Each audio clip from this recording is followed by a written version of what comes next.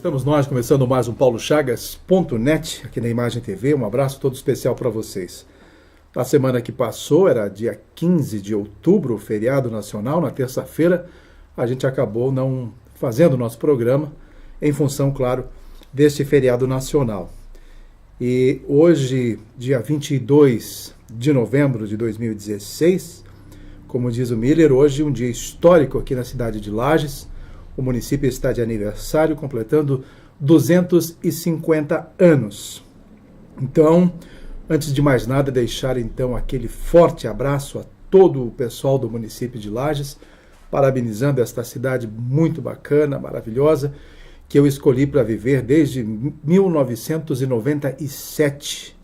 E estou aqui então. Hoje tenho a minha esposa lagiana, 2 filhas lagianas, minhas empresas lagianas, e estamos trabalhando em Lages e apostando nessa cidade, com certeza, até os fins dos nossos dias. Então, parabéns de todo o coração à nossa maravilhosa Lages, com uma estrutura e uma qualidade de vida condizente com a melhor das realidades deste país. E a gente torce para que ela seja realmente a melhor cidade para se viver no estado de Santa Catarina e também no Brasil. Mas, enfim, hoje, 250 anos, fica aí o registro e os parabéns a toda a municipalidade para um dia tão importante, tão histórico, cheio de atrativos. Aliás, algumas coisas eu vou falar daqui a pouco do que está acontecendo em Lages para você se programar nesta terça-feira. Gente, hoje eu vou começar bastante diferente o meu bate-papo com vocês, falando um pouquinho de futebol, relembrando aí meus tempos de comentarista esportivo da própria RBS TV. E a gente acompanhou a rodada do Brasileirão neste final de semana em todos os sentidos. Eu, como um torcedor do Colorado, de Porto Alegre, conto para vocês, né? E também da nossa Chapecoense, porque a gente tem vínculos muito fortes. Eu trabalhei na área esportiva em Chapecó e acompanhava a vida da Chapecoense no seu dia a dia. Então não tem como não torcer para o nosso Verdão. Aliás, por falar em Verdão, o Brasil inteiro está na torcida pela Chapecoense nesta quarta-feira, quando ela joga em Chapecó a partida de volta da semifinal contra o São Lourenço, o time do Papa. E nós, claro, vamos estar torcendo. A Chapecoense empatou lá no jogo de ida, lá na Argentina, 1-1.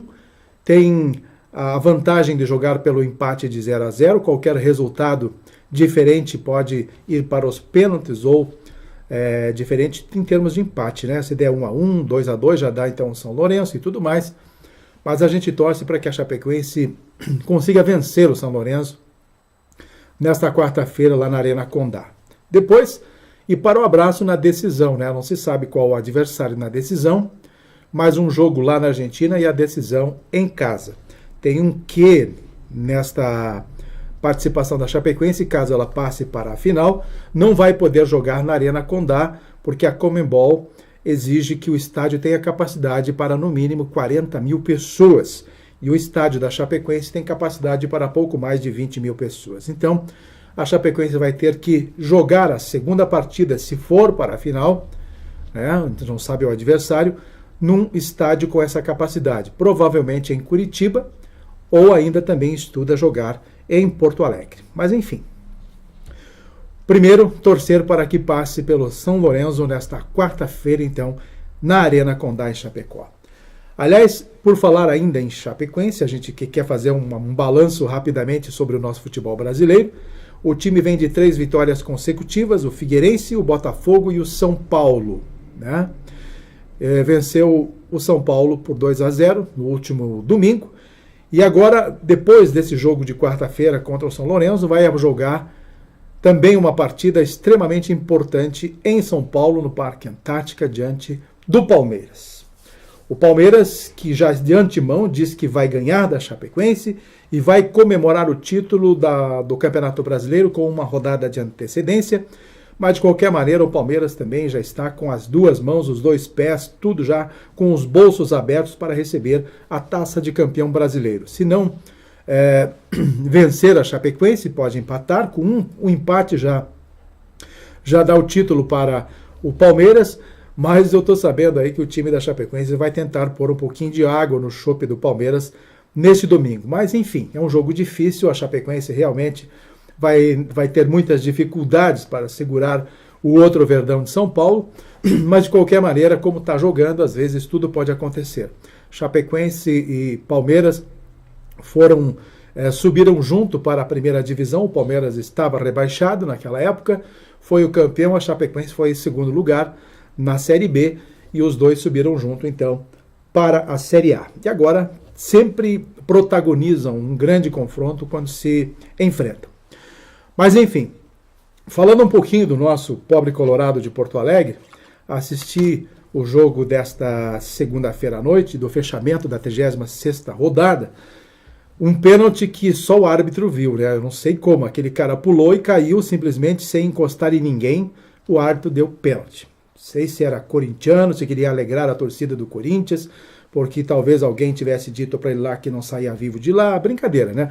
Mas de qualquer maneira acabou dando um pênalti inexistente e o Internacional amargou mais uma derrota, e essa derrota vai custar provavelmente muito caro ao nosso Colorado, que agora, segundo muita gente, vai em busca do título da segunda divisão, né? Diz que o Inter é campeão de tudo e nunca foi campeão da segunda divisão. Tá aí uma oportunidade, então, se isso realmente acontecer. Mas o Inter ainda se segura num fio de linha para não cair à segunda divisão. E eu explico por quê que o Internacional ainda não caiu 100% para a segunda divisão. O Internacional ainda tem 2 jogos, assim como todos no Campeonato Brasileiro. Ele está com 39 pontos. Se por acaso vencer esses 2 compromissos, ele soma mais 6, né?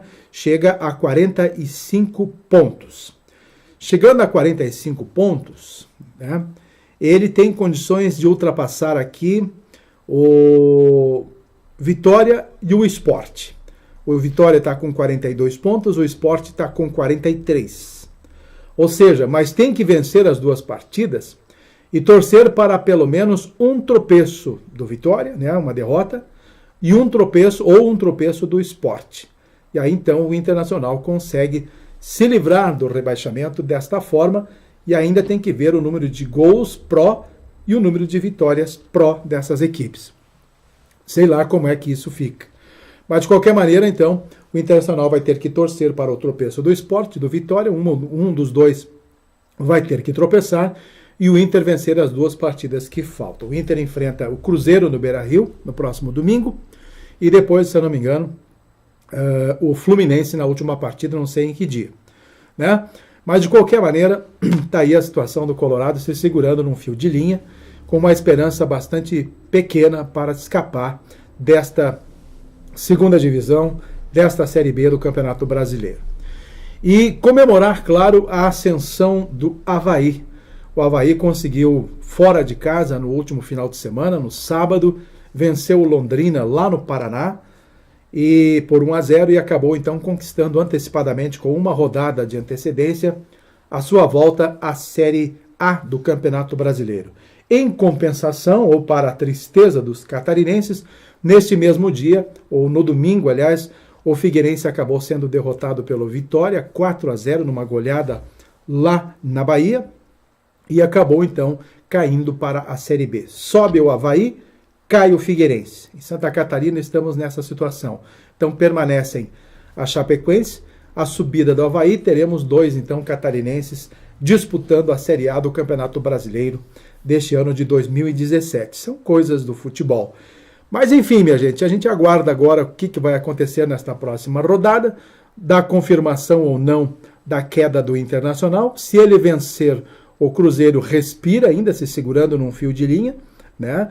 E ainda torcendo para a derrota do Vitória e a derrota do Sport. Um dos 2, então, terá que perder para que o Inter tenha a esperança de subir, de permanecer na Série A. Mas ainda tem, matematicamente, as chances, e todo mundo vai se apegando a todos os santos possíveis, né?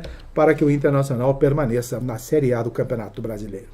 Tá bom, gente? Esse, então, o Papo Futebol, que a gente acaba entendendo muito, porque está sempre acompanhando e viveu nessa vida um bom tempo a área esportiva, trabalhando na RBS TV. Mas enfim, vamos lá. Aos nossos assuntos do nosso paulochagas.net, eu quero aqui parabenizar também a Santi, que vai receber uma homenagem, vai receber uma honraria né, a nossa Associação de Assistência Social, Trabalho e Cidadania, Summit, aqui de Lages, vai receber o prêmio Certificação de Responsabilidade Social de Santa Catarina, que é um prêmio instituído pela Assembleia Legislativa, e será então no próximo dia, será no dia 6 de dezembro, às 19 horas, numa sessão especial, então, no plenário Osni Regis, lá da Alesc, na capital. Parabéns, Assante. Vamos seguindo. Eu falei para vocês que teríamos algumas comemorações nesse dia especial dos 250 anos de Lages, e nesta terça-feira, então, à noite, teremos uma missa solene dos 250 anos de Lages na Catedral Diocesana. Você está convidado, então, a participar desta missa, e, além disso, uma série de outras questões que acontecem. Também nesta terça-feira, a partir das 20 horas, aliás, a missa acontece a partir das 18 horas e 30 minutos, tá? E com a participação especial do Coral e da Orquestra Sinfônica de Lages. Depois tem o lançamento do projeto Fábrica de Gaiteiros e o show de Renato Borghetti a partir das 8 da noite no Centro Cultural Vidal Ramos. Muito bacana esse acontecimento, então, no Centro Cultural.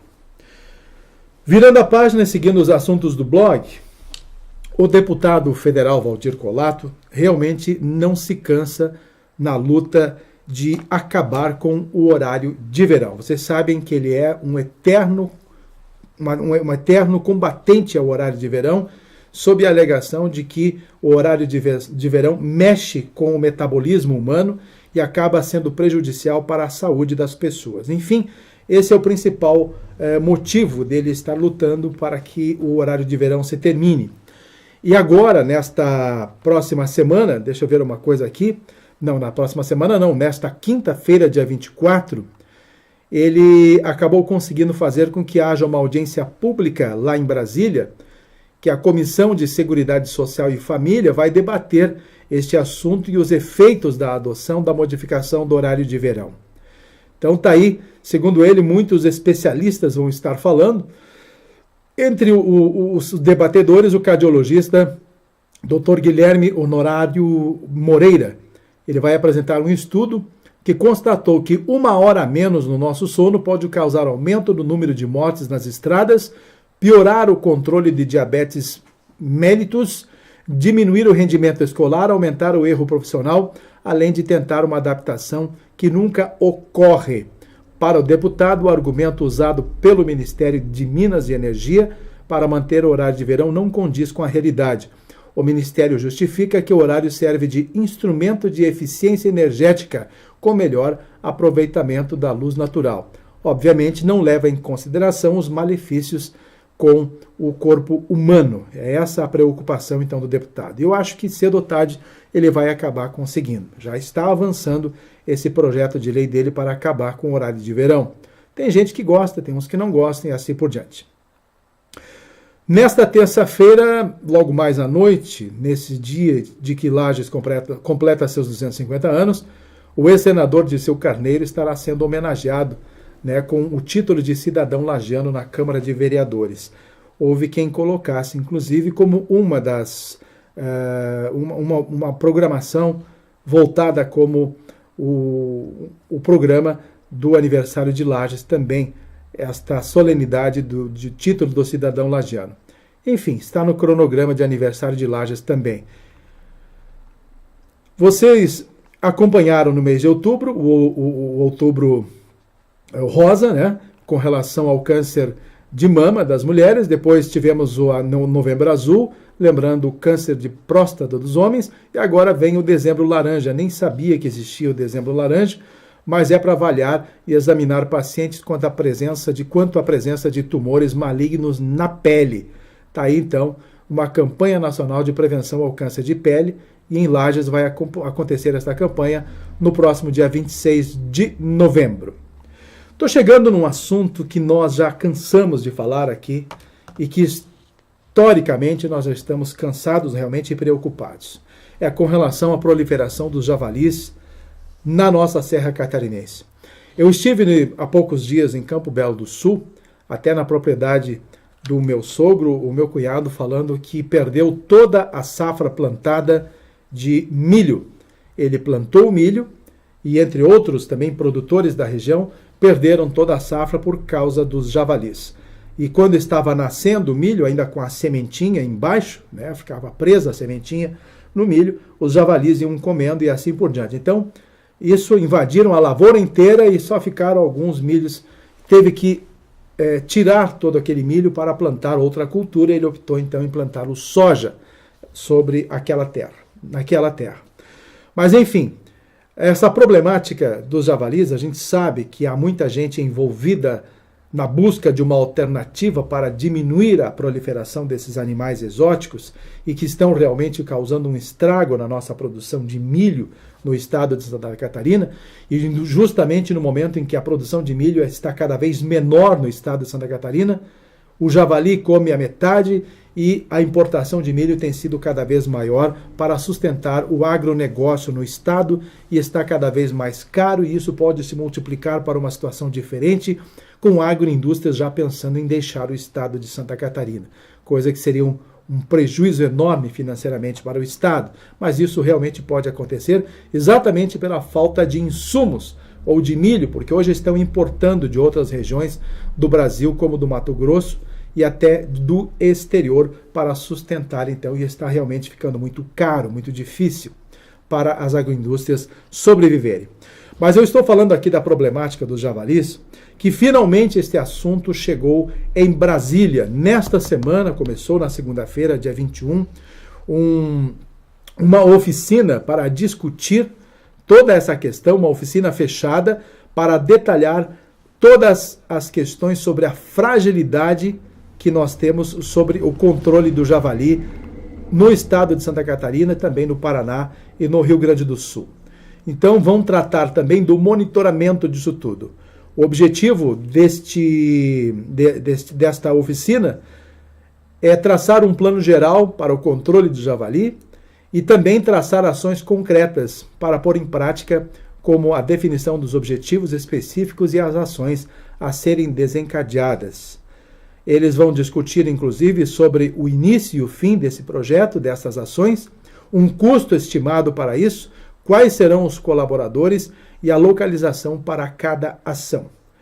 E o presidente da Associação Rural de Lages, aqui o Márcio Pamplona, foi convidado para representar Santa Catarina, a região especialmente, mas um dos maiores representantes de Santa Catarina, porque ele também pertence à FAESC, a Federação da Agricultura do Estado de Santa Catarina, e foi indicado pela própria FAESC para integrar um conselho, esta comissão técnica, digamos assim, para acompanhar os próximos passos. Ele vai um grupo de assessoramento técnico que Márcio Pamplona vai integrar para, então, encontrarem o quanto antes. Aliás, essa é a questão de que este assunto não fique sendo protelado, sendo discutido, indo para Congresso, definição de presidente, porque não sei o quê, porque não sei mais o quê.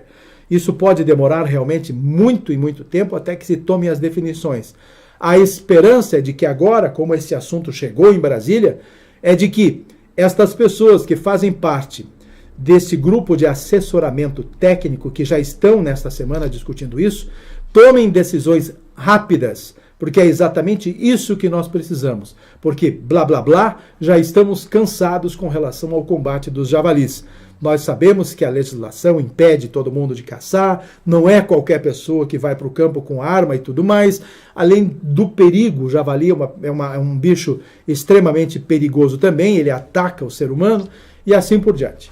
Então nós esperamos que esse trabalho desencadeado a partir desta semana em Brasília com esta oficina de discussão não se demorem, porque estão chegando aí agora as festas de fim de ano, né? Depois tem as férias de janeiro e depois se fala em carnaval, e eu não duvido que tudo isso se volte a ser discutido, pare agora nas vésperas do Natal e volte a ser discutido somente depois do carnaval. Eu tenho pavor das pessoas que só dizem que o ano começa depois do carnaval. São extremamente preguiçosas, na verdade, essas pessoas que dizem que o ano começa exatamente após o carnaval.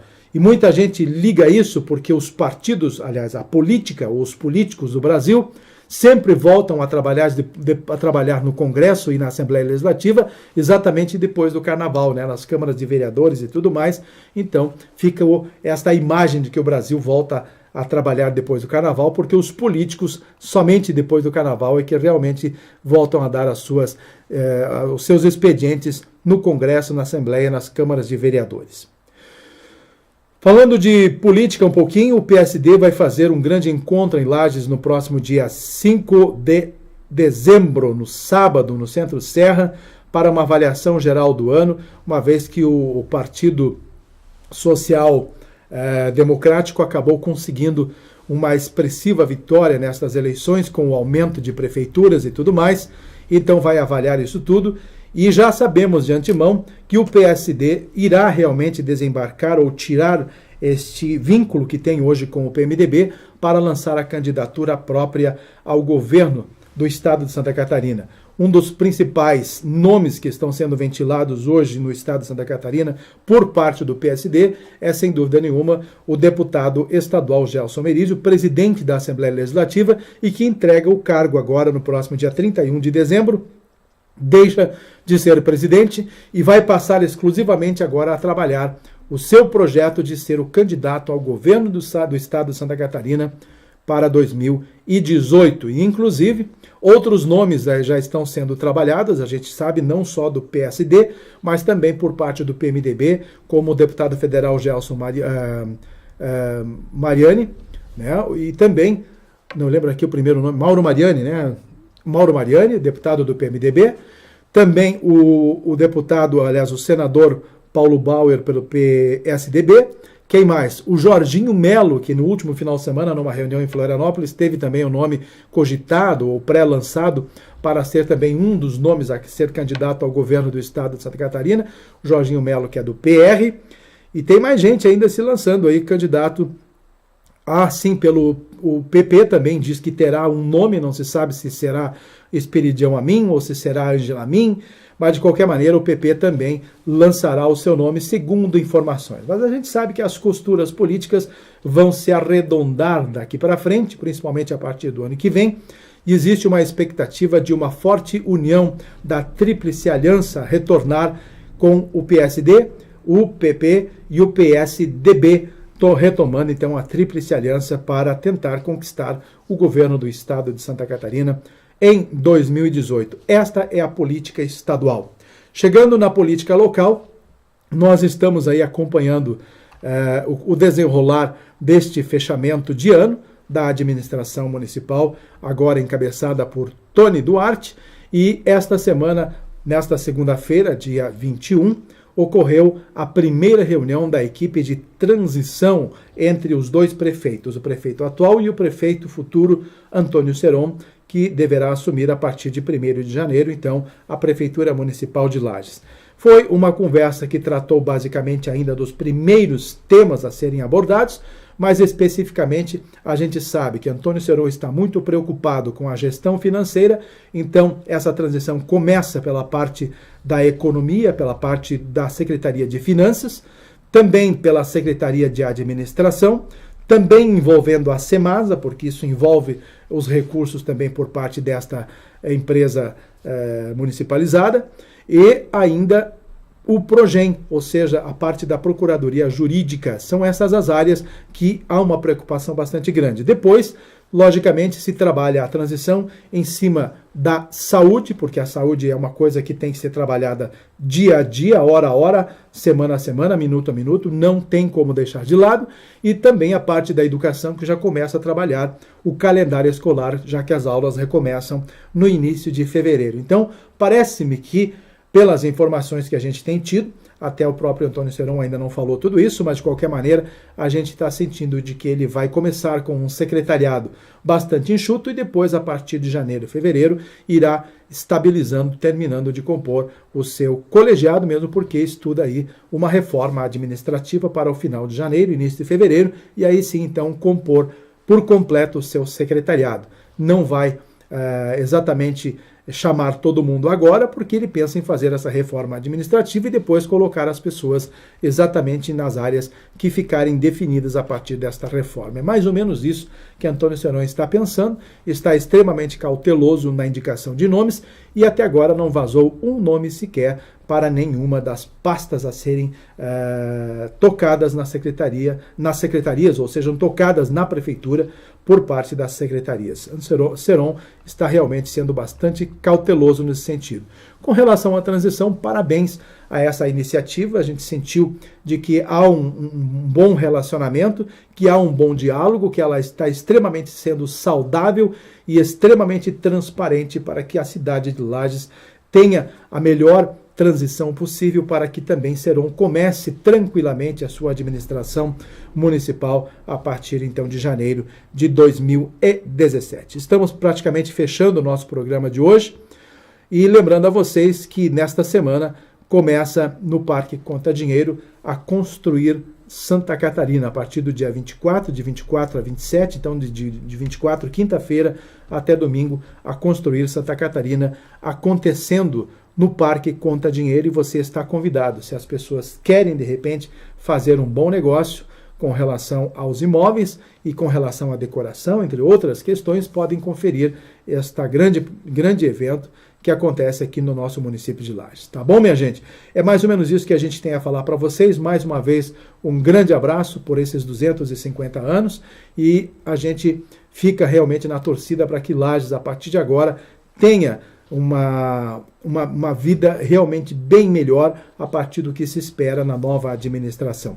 Eu quero aqui parabenizar o nosso Miller, né, pelo seu arrojado empenho como empreendedor. Está agora com as lojas Oi. Conseguiu o Chapecó também, Miller?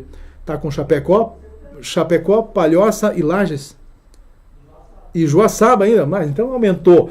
O Miller, vou te contar, ninguém mais segura esse menino.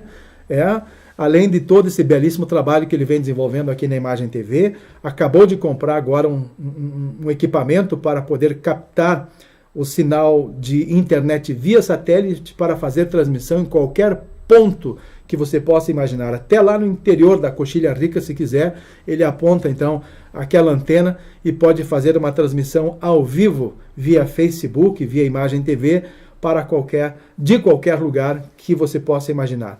O menino, ninguém segura. Tá aí o Miller, parabéns por ser um empreendedor nato, e eu sempre tive essa admiração por você, viu, Miller?